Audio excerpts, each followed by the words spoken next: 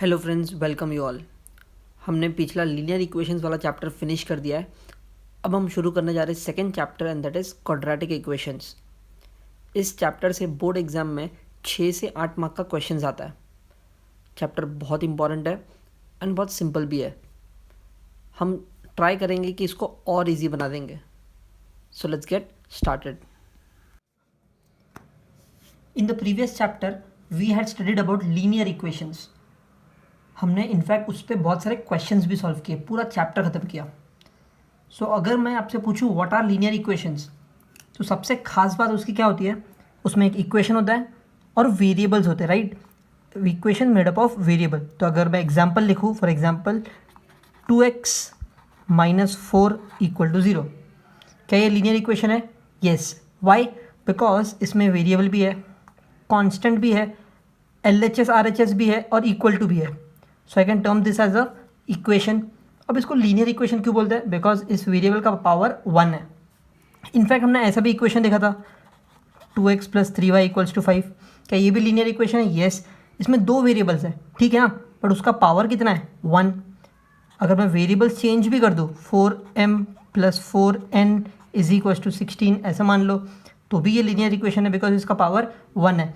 ये सारे के सारे मेरे लीनियर इक्वेशंस कहलाएंगे and the reason behind it is इनका पावर 1 होता है। तो मैं लिख सकता हूँ द डिग्री इज़ 1। लेकिन मान लो अगर आपके सामने ऐसा कोई इक्वेशन आए जिसका पावर ही बढ़ गया, for example x² plus 5x minus 2 equal to 0। अगर मैंने आपको ऐसा एक इक्वेशन दे दिया जिसमें पावर 2 दिखेगा आपको, तो ऐसे इक्वेशन के बारे में क्या बोलेंगे? मान लो एक और कोई इक्वेशन है जिसमें 4x² plus 7x plus 3 equal to 0, फिर से एक x² दिखा। अब आप बोलोगे इसमें x भी है, x² भी है, लेकिन किसी भी इक्वेशन का डिग्री जब चेक करते हैं तो सबसे बड़ा वाला पावर कौन सा है वो देखना होता है। तो ये जितने भी मैंने एग्जांपल यहाँ पर लिखे हैं, इन सब का डिग्री कितना है? डिग्री 2, क्योंकि the highest power is 2, highest power. अब जिस किसी भी इक्वेशन का डिग्री 2 होगा उन सबको हम लोग बोलेंगे क्वाड्रेटिक इक्वेशन। तो ये सब मेरे क्या कहलाएंगे? Quadratic equations. और हमने ऑलरेडी 9th स्टैंडर्ड में पढ़ा था क्वाड्रेटिक पॉलिनॉमियल के बारे में। ऐसे बहुत सारे पॉलिनॉमियल्स हम लोग देखते थे जिसमें सिर्फ इक्वल टू 0 नहीं होता था, बट ये सब तो होता ही था। सिमिलरली अगर और एग्जांपल अगर आपको लिखने हैं क्वाड्रेटिक इक्वेशंस के, तो कैसे लिखेंगे? मान लो 5x² प्लस 7 इक्वल टू 0, क्या ये भी क्वाड्रेटिक है? हाँ, ये भी क्वाड्रेटिक है। अब आप बोलोगे इसमें तो x² था, x था, कांस्टेंट था, तीनों थे तो क्वाड्रेटिक है, चलो मान लिया, बट ये क्वाड्रेटिक कैसे? इसमें भी पावर तो 2 है ना, x का टर्म है नहीं है फ़र्क नहीं पड़ता, ये वाला टर्म होना बहुत ज़रूरी है। करेक्ट है। सिमिलरली इफ़ आई से, मान लो मैंने ऐसा लिख लिया 4x² plus 5x equal to 0, क्या ये भी क्वाड्रेटिक है? येस, ये भी क्वाड्रेटिक है।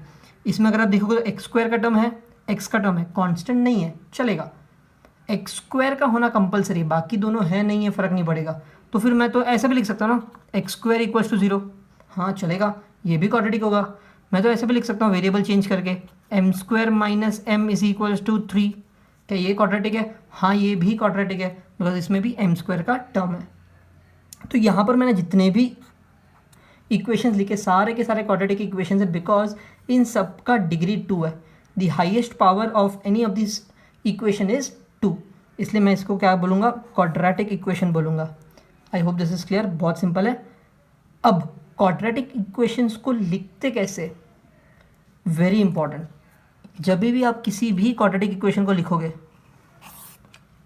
ठीक है, तो याद रखना उसमें एक x² होना चाहिए, उसके आगे कोई कोएफिशिएंट हो भी सकता है, नहीं भी हो सकता। तो मैं लिखूँगा ax² प्लस एक x हो सकता है या नहीं भी हो सकता है, आगे एक कोएफिशिएंट वो भी हो सकता है नहीं हो सकता है। फॉर एग्जांपल यहाँ पर देखो 5x 7x है, यहाँ पर m के कोएफिशिएंट नहीं है, सो ax² प्लस bx, सो यहाँ पर नहीं है मतलब एक्चुअली वो 1 होता है, ठीक है। So ax² plus bx plus c equals to 0। This is the standard form of quadratic equation.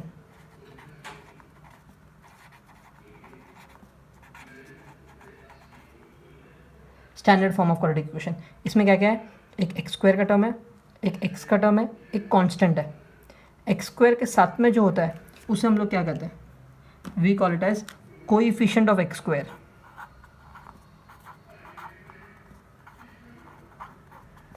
Coefficient of x square, x के साथ में जो होता है उसे हम लोग क्या कहते हैं, we call it as coefficient of x. And यहाँ पर जो हम लोग लिखते हैं उसे हम क्या कहते हैं, it is a constant. Correct है। और यहाँ पर हमेशा इक्वल टू 0 रखने का, किसी भी क्वाड्रेटिक इक्वेशन को लिखने का यही फॉर्म होता है, एक एक्स स्क्वायर होना चाहिए, फिर एक एक्स वाला टर्म होना चाहिए, फिर कांस्टेंट होना चाहिए।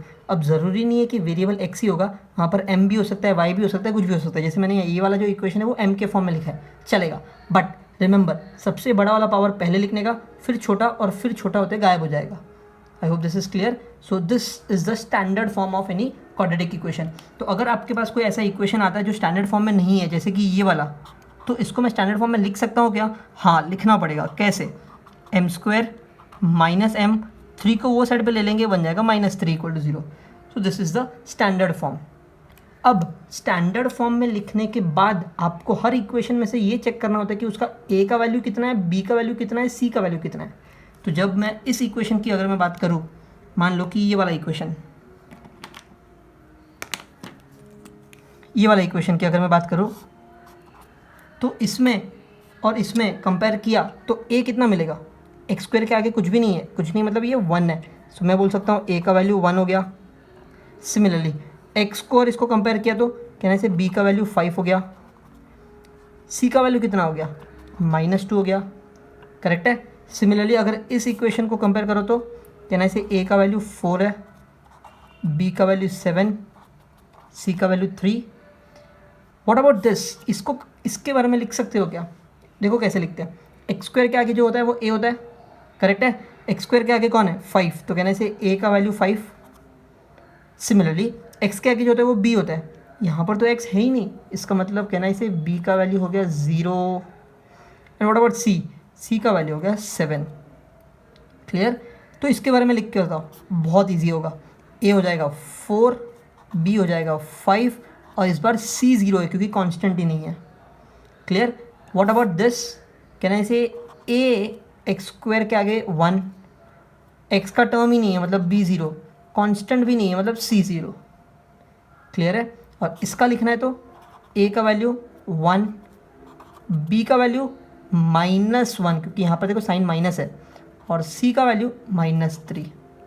आई hope this is clear. Remember this, very important, standard form of quadratic equation. किसी भी इक्वेशन को हम लोग ax² + bx + c = 0 के फॉर्म में लिखेंगे। अगर वो नहीं है तो उसको चेंज करके इस फॉर्म में लेके आ जाओ। अब हमने ये तो देख लिया कि कौन से इक्वेशंस क्वाड्रेटिक इक्वेशंस होते हैं और क्वाड्रेटिक इक्वेशंस को लिखते कैसे है। उसका स्टैंडर्ड फॉर्म होता है ax² + bx + c = 0 के फॉर्म में, मतलब x² होना चाहिए, x होना चाहिए, कांस्टेंट होना चाहिए, जिसमें x² जो होता है वो कंपलसरी, ये तो होना ही चाहिए। अब देखते हैं कि कौन से इक्वेशंस क्वाड्रेटिक नहीं होते। क्या ऐसा कोई इक्वेशन है जिसमें क्वाड्रेटिक नहीं है, मतलब वो क्वाड्रेटिक नहीं है? Let's see. मान लो अगर क्वेश्चन ऐसा कुछ आता है, x³ + 3x² + 5x - 1 = 0। अब क्या ये क्वाड्रेटिक इक्वेशन है? नहीं। अब बोलोगे स्क्वायर तो है, पावर 2 तो है, फिर भी ये क्वाड्रेटिक नहीं। क्यों? बिकॉज इसका जो हाईएस्ट पावर है वो 3 है, तो ये क्वाड्रेटिक इक्वेशन नहीं होगा। क्योंकि कोई भी क्वाड्रेटिक इक्वेशन का रूल था कि उसका हाईएस्ट पावर 2 होना चाहिए, मतलब डिग्री 2 होना चाहिए, बट इसका डिग्री 3 है। चलो ठीक है। अब मान लो कि ऐसा कुछ क्वेश्चन दिया है, x⁴ - 2x + 1 = x⁴ - 3x²। क्या ये क्वाड्रेटिक है? देखने पे तो आप बोलोगे कि नहीं है क्योंकि पावर 4 है, लेकिन किसी भी इक्वेशन को क्वाड्रेटिक है या नहीं है ये बोलने से पहले उसको स्टैंडर्ड फॉर्म में लिखना बहुत ज़रूरी है। स्टैंडर्ड फॉर्म मतलब सारे के सारे टर्म्स लेफ्ट हैंड साइड में भेज दो। तो x⁴, यहाँ से एक x⁴ आएगा तो -x⁴ हो जाएगा, -3x² वहाँ आया तो +3x²। अब देखो ये पावर बड़े वाले 4, 4, 2, इसलिए मैंने आगे लिखा है। फिर -2x + 1 = 0। अब यहाँ पे देखोगे तो ये कैंसिल हो जाएगा, so I am left out with 3x² minus 2x plus 1 is 0। क्या ये क्वाड्रेटिक इक्वेशन है? Yes, it is a quadratic equation. भले ही क्वेश्चन जो स्टार्ट किया था तब क्वाड्रेटिक नहीं था, लेकिन जब मैंने उसको स्टैंडर्ड फॉर्म में कन्वर्ट कर दिया तो क्वाड्रेटिक बन गया। करेक्ट है, this is a quadratic equation. मान लो एक और क्वेश्चन है आपके पास, 1/x² is equals to 5x plus 3। ठीक है, अब बताओ क्या ये क्वाड्रेटिक है? देखने में तो लगता है कि है क्योंकि x² है, लेकिन मैंने आपको पहले ही बताया कि किसी को भी क्वाड्रेटिक बोलने से पहले स्टैंडर्ड फॉर्म में लिखो। तो इसको स्टैंडर्ड फॉर्म में लिखने के लिए मुझे क्या करना पड़ेगा? कहना इसे x² यहाँ मल्टीप्लाई होगा। सो x² यहाँ जब मल्टीप्लाई होगा तो दोनों को मल्टीप्लाई होगा, इसको भी और इसको भी, तो मैंने ब्रैकेट डाल दिया। चलो अब मल्टीप्लाई करते हैं, x² इंटू 5x, ये बन गया 5x³ क्योंकि x² और x 3 हो गया ना, x³ प्लस 3x²। अब जब इन सारे टर्म्स को मैं लेफ्ट हैंड साइड में भेज दूंगा तो ये हो जाएगा -5x³ minus 3x² plus 1 equals to 0। अब बताओ क्या ये क्वाड्रेटिक है? नहीं, क्यों? क्योंकि इसका पावर 3 है। This is not a quadratic equation. Simple, समझ में आ गया? मतलब डायरेक्ट क्वेश्चन देख के नहीं बताने का कि वो क्वाड्रेटिक है कि नहीं। हाँ, अगर वो डायरेक्ट स्टैंडर्ड फॉर्म में ही दिख रहा है तो ठीक है, वो क्वाड्रेटिक होगा, वरना सॉल्व करके चेक करना पड़ेगा। चलो एक और एग्जांपल लेते हैं।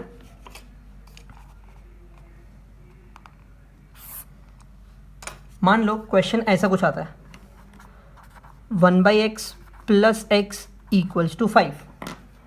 अब मुझे बताओ क्या ये क्वाड्रेटिक है कि नहीं है? देखने से तो लगता नहीं है क्योंकि इसमें तो स्क्वायर ही नहीं है, बट इसको स्टैंडर्ड फॉर्म में कन्वर्ट करेंगे फिर डिसाइड करेंगे। अब ये जो लेफ्ट हैंड साइड में दिख रहा है उसको सॉल्व कैसे करूँ? कहने से क्रॉस मल्टीप्लाई, इसके नीचे कुछ नहीं मतलब 1, क्रॉस मल्टीप्लाई कैसे? ऐसे ऐसे ऐसे ऐसे ऐसे। सो 1 1 ज़ा 1, x into x x² upon x into 1 x equals to 5। अब ये x वहाँ जाएगा, इक्वल टू के टाइम पे क्रॉस मल्टीप्लाई कैसे होता है? सिर्फ ऐसे और ऐसे। सो 5x हो जाएगा वहाँ पर जाने के बाद। इसको स्टैंडर्ड फॉर्म में लिखने के लिए सबसे पहले x² होना चाहिए, 5x को वहाँ ले लूँगा तो -5x हो जाएगा, और ये +1 इक्वल्स टू 0। अब मुझे बताओ क्या ये स्टैंडर्ड फॉर्म में है? हाँ, ये स्टैंडर्ड फॉर्म में है। So this is a quadratic equation. Clear? चलो next let's take one more example. मान लो क्वेश्चन कुछ इस तरीके से, x² plus 4 is equals to 1/x। Now tell me क्या ये क्वाड्रेटिक है? देखने से तो लग रहा है, पर सॉल्व करके देखेंगे। क्रॉस मल्टीप्लाई क्योंकि इक्वल टू है तो सीधा ऐसे ही होगा, ये x जाएगा यहाँ पर इक्वल्स टू 1, x जब अंदर मल्टीप्लाई होगा ये हो जाएगा x³ plus 4x equals to 1। Standard form में जब मैं इसको लिखूंगा तो ये 1 यहाँ पे आएगा तो -1 हो जाएगा। अब मुझे बताओ क्या ये क्वाड्रेटिक है? नहीं, क्योंकि इसमें क्यूब आ गया। So even this is not a quadratic equation. चलो ठीक है, नेक्स्ट एग्जांपल। मान लो क्वेश्चन ऐसा आ गया तो x into x plus 3 equals to 5। अब ये क्वाड्रेटिक है क्या? पता नहीं, मल्टीप्लाई करके देखते हैं। x into x x², x into 3 3x equals to 5। 5 को अगर मैं ये साइड ले लूँ तो क्या बन जाएगा? x² plus 3x minus 5 equals to 0। क्या ये क्वाड्रेटिक है? Yes, it is a quadratic equation. So एक चीज़ याद रखो, किसी भी इक्वेशन को क्वाड्रेटिक बोलने से पहले चेक करो कि वो स्टैंडर्ड फॉर्म में है या नहीं। स्टैंडर्ड फॉर्म में आ गया फिर डिसाइड करो। I hope this is clear. The next important thing is roots of a equation. अब ये रूट्स क्या होता है? मान लो किसी इक्वेशन को मैंने सॉल्व किया, सॉल्व करने के बाद मुझे x का आंसर मिलता है, या फिर जो भी वेरिएबल उस इक्वेशन में यूज़ हो रहा है उसका आंसर मिलता है। That answer is known as roots of a equation. मैंने यहाँ पे डेफिनेशन लिखा है, the value of a variable, generally हम लोग x यूज़ करते हैं, तो उसका जो भी आंसर आएगा that is known as roots of a equation. जैसे कि हमने पिछले चैप्टर में लीनियर इक्वेशन सॉल्व किया था, करेक्ट? तो अगर मैं फिलहाल लीनियर इक्वेशन की बात करूँ, जैसे कि मान लो एक क्वेश्चन ले लेते हैं, 3x माइनस 6 इक्वल्स टू 0। अब अगर इसको मैं सॉल्व करूँ, 6 को यहाँ भेज दूंगा, 3 को डिवाइड, तो x का जो आंसर मिलेगा वो कितना मिलेगा? 2।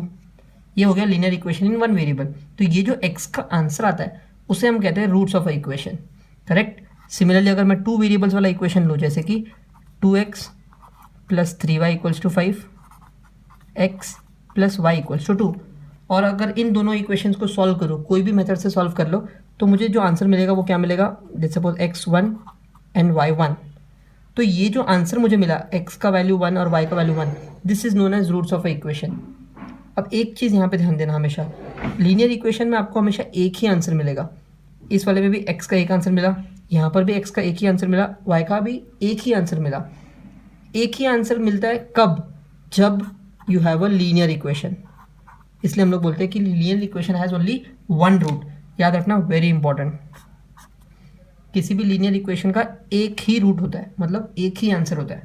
लेकिन अगर मैं क्वाड्रेटिक इक्वेशन की बात करूँ, फॉर एग्जांपल मैं यहाँ पे लिख देता हूँ, अगर मैं किसी क्वाड्रेटिक इक्वेशन की बात करूँ तो उसमें एक आंसर नहीं होते, उसमें दो आंसर्स होते हैं। लीनियर इक्वेशन एक आंसर, जैसे कि इसका पावर 1 है तो आंसर भी एक ही मिलेगा। क्वाड्रेटिक इक्वेशन इसके पावर 2 होता है, इसलिए आंसर भी 2 मिलते हैं। अगर मैं आपको याद दिलाऊं, let's suppose the equation is x² plus 5x plus 6 equal to 0। ऐसे इक्वेशन हमने 9th में बहुत सॉल्व किए थे, स्प्लिटिंग द मिडल टर्म से, करेक्ट। अगर आप उसी तरीके से इसको सॉल्व करो तो आपको x का जो आंसर मिलेगा वो 2 मिलेंगे। कौन कौन से, एक मिलेगा 3, एक मिलेगा 2। तो ये दोनों answers roots of a equation होता है। क्वाड्रेटिक में हमेशा कितने आंसर्स मिलेंगे, 2। यहाँ पर मुझे मिला 3 और 2, तो दोनों आंसर्स क्या होंगे, रूट्स ऑफ अ इक्वेशन। मान लो दूसरा इक्वेशन भी लेता हूँ मैं, for example x² plus 7x plus 12 equal to 0, correct है। तो यहाँ पे जो मुझे आंसर मिलेगा, मुझे मिलेगा -4 और -3। लेट्स सपोज यहाँ पर भी एक्चुअली -3 -2 मिलेगा। ओके, सो -4 -3 मिला, दो आंसर्स मिले। हर क्वाड्रेटिक के आपको दो आंसर्स ही मिलेंगे, यहाँ पर -3 -2, यहाँ पर -4 -3। सॉल्व कैसे करना है वो हम लोग नेक्स्ट लेक्चर से सीखेंगे। जैसे लीनियर इक्वेशन को सॉल्व करने के लिए 2-3 मेथड सीखे थे, उसी तरीके से क्वाड्रेटिक इक्वेशन को सॉल्व करने के भी 2-3 मेथड्स है। उसमें से एक आप 9th स्टैंडर्ड में पढ़ चुके हो, that is splitting the middle term. ठीक है, सो अब क्या करना है, अब मान लो कि क्वाड्रेटिक इक्वेशन का जो आंसर है वो आपको पहले से दिया है, तो चेक कैसे करना है कि वो आंसर जो दिया है वो सही है या नहीं। ये तो हमने लीनियर इक्वेशन में भी किया था। सबसे खास बात, कोई भी रूट उसके इक्वेशन को सेटिस्फाई ज़रूर करेगा। जैसे कि मान लो यहाँ पर x का वैल्यू 2 है, अगर मैं ये 2 यहाँ पर पुट करूँ, 3 2 6, 6 - 6 0, आपको हर बार LHS इक्वल्स टू RHS मिलेगा। सिमिलरली x1 y1, अगर मैं यहाँ पर पुट करूँ x1 y1, 1 + 1 2, 2 is equals to 2, LHS equals to RHS मिलेगा ही मिलेगा। ये आपके रूट्स की खासियत होती है।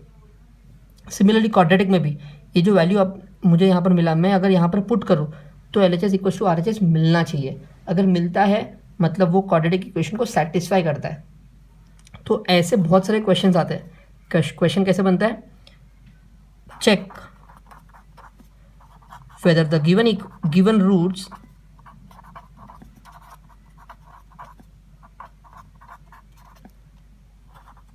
are solution of the equation।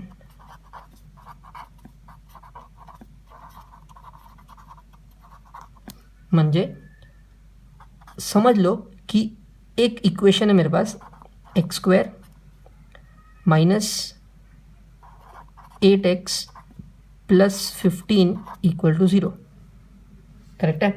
और मुझे जो रूट्स दिया है, रूट्स मतलब x के वैल्यूज़, वो मान लो दिया है x इज इक्वल्स टू 5 2, ऐसे दो आंसर्स दिए।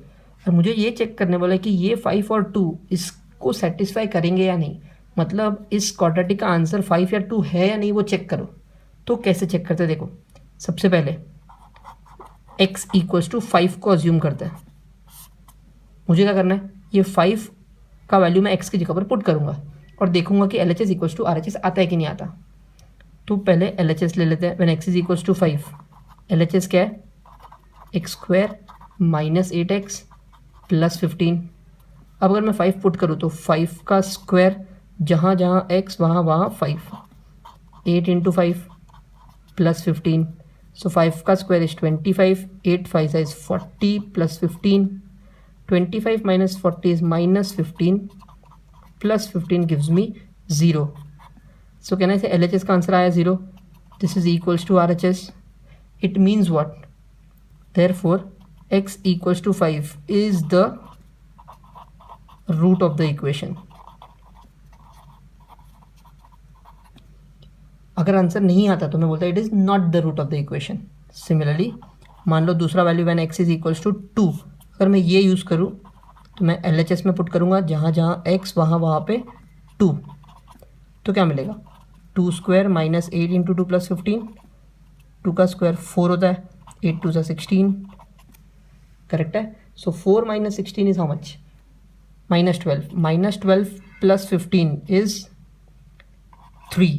Now this is not equals to RHS, क्योंकि RHS क्या है मेरा 0, तो ये इक्वल नहीं है.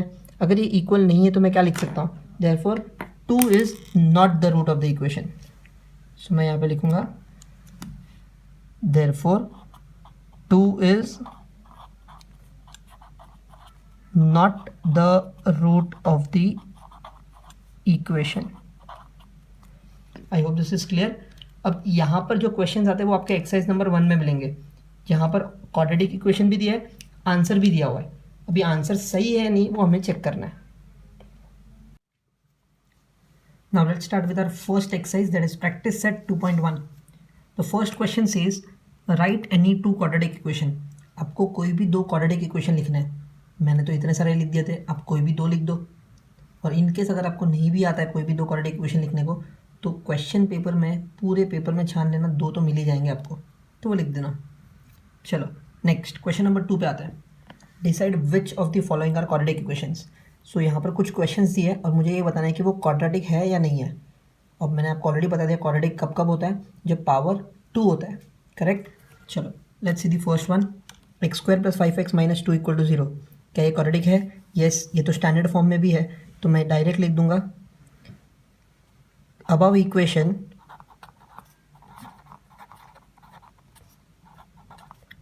is quadratic equation. Correct, simple. चलो second one, y square equals to 5y minus 10. दिख तो रहा है लेकिन स्टैंडर्ड फॉर्म में नहीं है, तो पहले इसको स्टैंडर्ड फॉर्म में लिखेंगे. सो कैन आई से 5y और माइनस 10 वहाँ जाएंगे, so it becomes y square minus 5y plus 10 equal to 0. अब बताओ क्या ये क्वाड्रेटिक है? येस, बिकॉज इसका पावर 2 है. हाँ, वेरिएबल y है, चलेगा. सो मैं लिखूंगा yes, it is a quadratic equation. Simple. चलो थर्ड वाले पे आते हैं. Now this is again not in standard form, तो सबसे पहले इसको सिंप्लीफाई करते हैं. सो can I say x square plus 5x तो सही है. इसको सॉल्व करने के लिए माइनस को अंदर भेजना पड़ेगा, so it becomes -3 plus x. अब इन सबको लेफ्ट हैंड साइड में ले लो, it becomes x square plus 5x. ये एक्स यहाँ है तो -x, -3 यहाँ है तो +3 इक्वल टू 0. सो मुझे क्या मिला, can I say x square 5x minus x is 4x plus 3 equal to 0. क्या ये स्टैंडर्ड फॉर्म में है और क्वाड्रेटिक भी है? सो कैन आई से yes, it is a quadratic equation. I hope अब आपको समझ तो गया होगा कैसे सॉल्व करना है सम. ठीक है, चलो फोर्थ क्वेश्चन पे आते हैं. x plus 1/x equals to -2. क्या ये क्वाड्रेटिक है? ऐसे वैसे तो ऐसे टाइप का सम हमने सॉल्व किया था, बट डायरेक्टली हम नहीं बता सकते, पहले मुझे सॉल्व करना पड़ेगा. Cross multiply, x square plus 1/x is -2. इसको आगे सॉल्व करते हैं. x जाएगा यहाँ पर क्रॉस मल्टीप्लाई में, so x square plus 1 equals to -2x. Standard form में लिखने के लिए -2x को यहाँ ले लो, so x square plus 2x plus 1 is 0. तो क्या ये भी क्वाड्रेटिक है? येस. तो स्टेटमेंट आप लिख लेना. फिफ्थ क्वेश्चन, अगेन एक और क्वेश्चन दिया है, मुझे ये बताना है कि क्वाड्रेटिक है या नहीं है. क्या करना चाहिए दोनों ब्रैकेट के साथ? क्या ऐसे दोनों को मल्टीप्लाई करना चाहिए. कैसे? First term into second bracket plus second term into second bracket. अब इसको जब मैं सॉल्व करूँगा तो मुझे मिलेगा m square minus 5m plus 2m minus 10 equal to 0. So -5m plus 2m कितना देगा मुझे? -3m देगा, -10 इक्वल टू 0. अब बताओ क्या ये क्वाड्रेटिक है?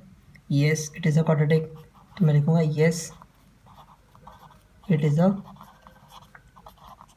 Quadratic equation. Clear?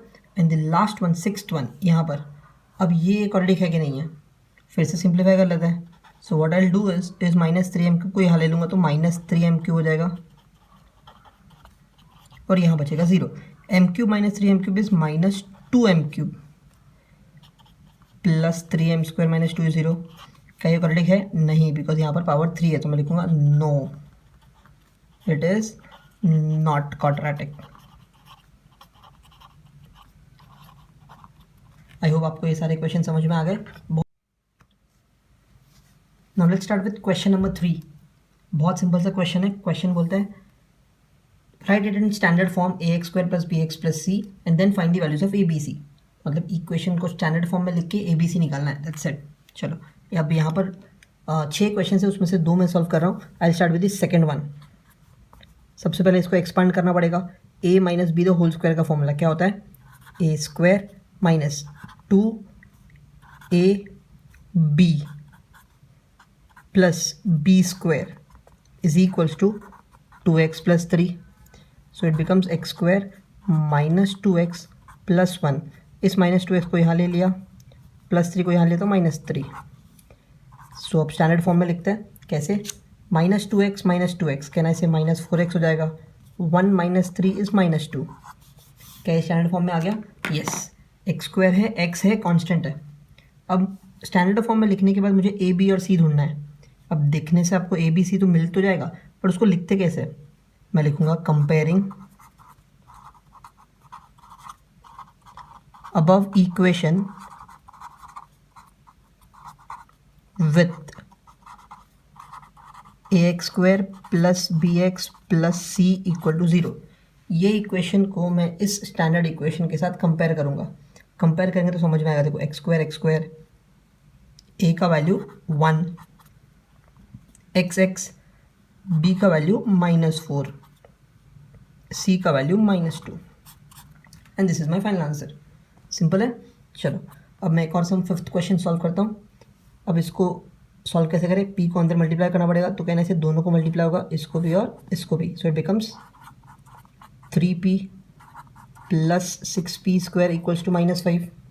Standard form में लिखने के लिए स्क्वायर आगे होना चाहिए, फिर सिंगल और ये कांस्टेंट आ गया स्टैंडर्ड फॉर्म में। अब मुझे a b और c निकालना है, तो मैं लिखूंगा कंपेयरिंग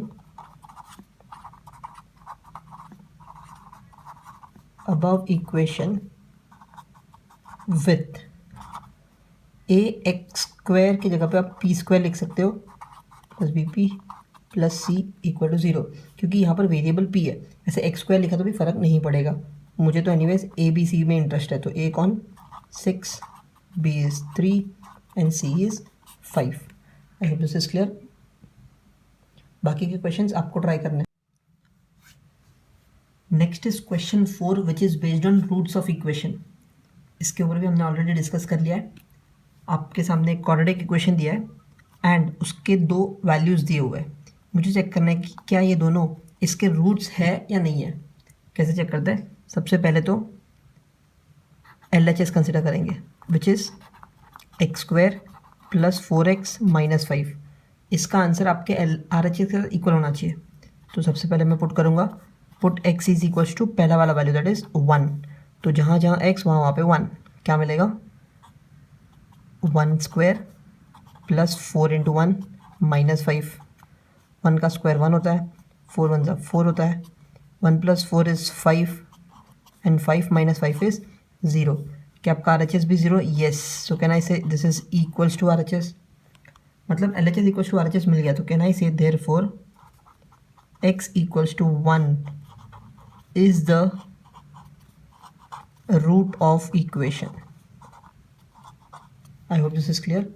अब मैं पुट करूँगा x = दूसरा वैल्यू दैट इज -1 पुट करेंगे। किस में पुट करना है? फिर से LHS में पुट करना है। LHS कौन है? x² + 4x - 5। सो -1 का स्क्वायर 4 × -1, ये हो गया 1। 4 × -1 is -4 1 minus 4 is minus 3 and minus 3 minus 5 is minus 8. Now this is not equal to RHS. अब ये equal नहीं है तो मैं क्या लिखूँगा, therefore x is equals to minus 1 is not the root of the equation.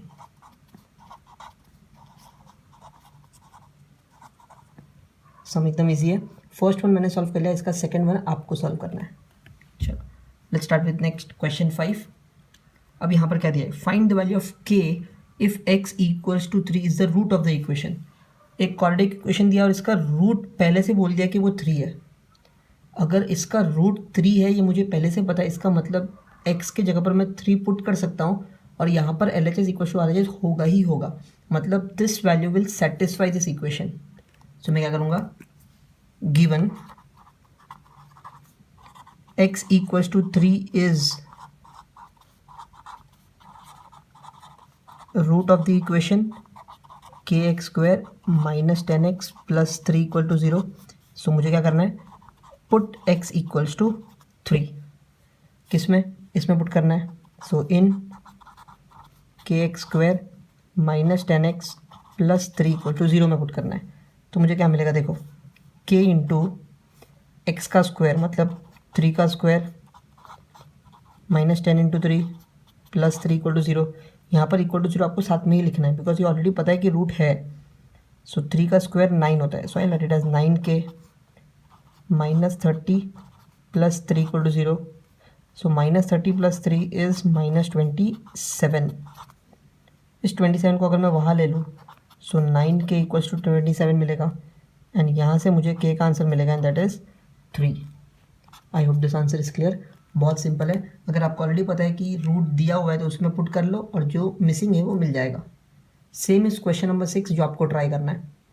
So in this manner आज हमने एक्सरसाइज नंबर 1 कंप्लीट कर लिया and this is nothing but basics of quadratic. That's all for today. Thank you so much.